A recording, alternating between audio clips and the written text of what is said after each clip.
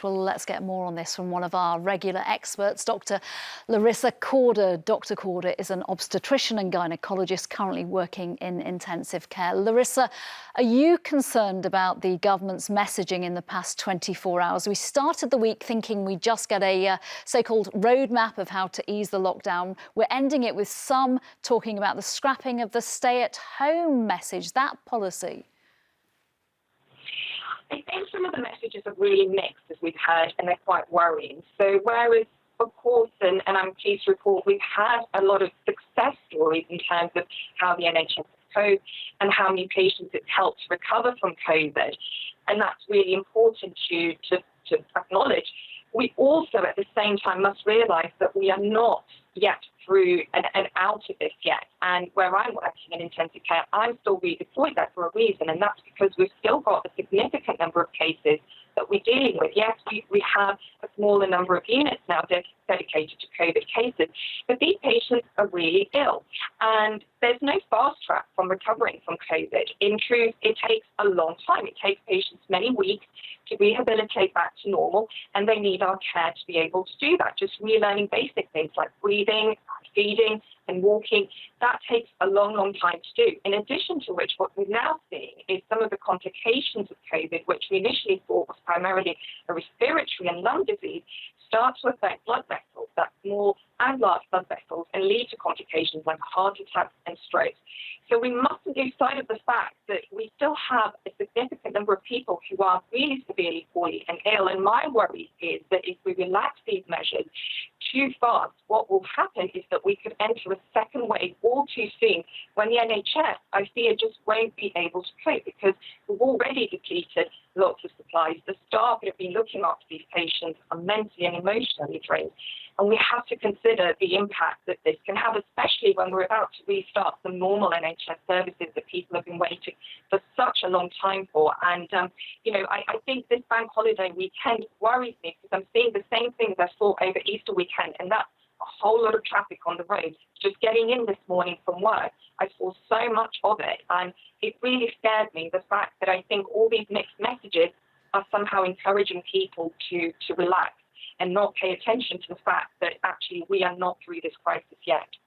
We're just seeing some pictures of your commute this morning. You were late in because of the increased traffic on the roads. We haven't got a perfect connection with you right now, but I'm hoping our viewers can hear every word of what you're saying. Whenever we do all start getting out and about again, we all need to practice proper hand washing and social distancing. Many people won't have done social distancing at all, some only in supermarkets.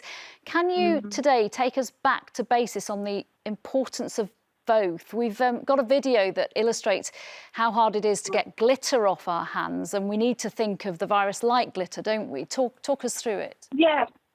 Yes, exactly. I mean, the fact, like you can see with the glitter, the virus can really get into all parts of your hand. So when you're washing, it's important that you do it properly, that you wash both palms, you wash the back of your hands, you wash between your fingers, behind your thumb, every single part, even your forearms that could be contaminated.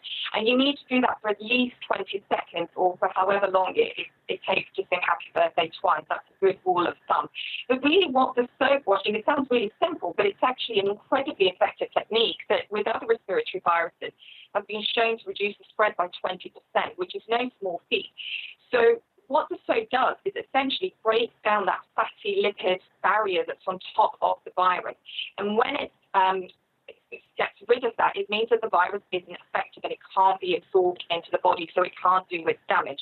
And the other way that hand washing helps is it physically dislodges these particles so that they're removed from our hands and from our forearms, and we're much safer that way. So it's really important to remember to wash our hands as often as we can, certainly when we touch our mouth or nose or any hard surface that we come into contact with where the virus can harbour. And also, as you say, to maintain that social distance, that's there for a reason, and that's because science has shown us that being at least 6 feet apart keeps us safe enough from respiratory droplets that we can inhale, and that as a result of that can start to cause damage in the body.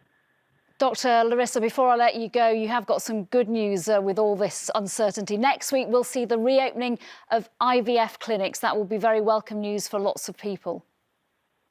Yes, I think it will be. I mean, finally, we're seeing a move towards sort of restarting these services really, and such an important service for people who will have struggled for many years to become pregnant. And I think the government coming out and saying that this is one of the first services to be restarted again is such an important move, because it finally validates the grief and the sorrow that so many of these couples and single people will have faced in not being able to access this treatment. So I'm hopeful that this actually may even prove to be a move towards positively impacting the funding on the NHS for fertility treatment, where we're finally seeing how important that is, and having a family as well for so many people that haven't been able to have one during this pandemic. Yep, Dr. Larissa Cord, thank you very much for joining me once again, and thank you for all your efforts at work. We do appreciate it. Thanks.